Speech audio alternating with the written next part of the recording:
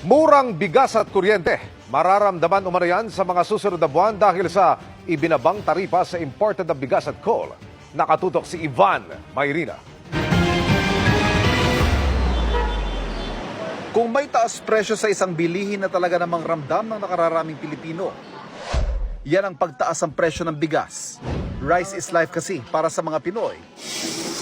Kaya naman pirming bahagi ng arawang budget na sa ngayon, nananatili sa mahigit 51 pesos kada kilo base sa datos ng Philippine Statistics Authority.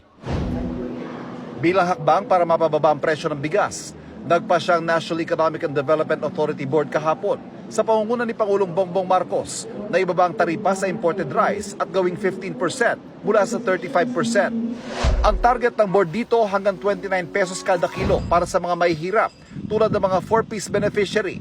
Maglulunsad din ng rice subsidy para sa kanila. We are at least aiming for, the Department of Agriculture is aiming for a reduction of 29 pesos per kilo, at least for the poor. Sa Hulyo o sa Agosto ay naasahang mararamdaman ng paggawa ng presyo ng bigas sa merkado.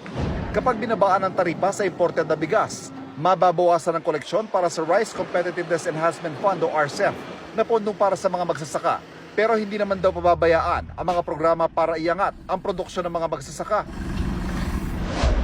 Katunayan, nananatilang target ng Agriculture Department na aabot pa rin ng mahigit 20 million metric tons ang produksyon ng palay sa pagtatapos ng taon sa kabila ng tama ng El Nino. Bilang tugon naman sa mataas na presyo ng kuryente, binawasan din ang taripa sa coal na ginagamit sa marami sa mga power plants sa bansa. Ito'y habang patuloy ang pagsulong ng pamahalaan sa paggamit ng renewable energy sa mga susunod na taon. Tariff reduction on coal will help ensure its availability at reasonable prices, thus supporting more stable electricity prices and supply in the country. Given our present energy constraints, this reduction will be timely as we steadily work toward implementing planned investment in transmission facilities and renewable energy infrastructure in the coming years. Para sa GMA Integrated News, Ivan Mayrina, nakatutok, 24 oras.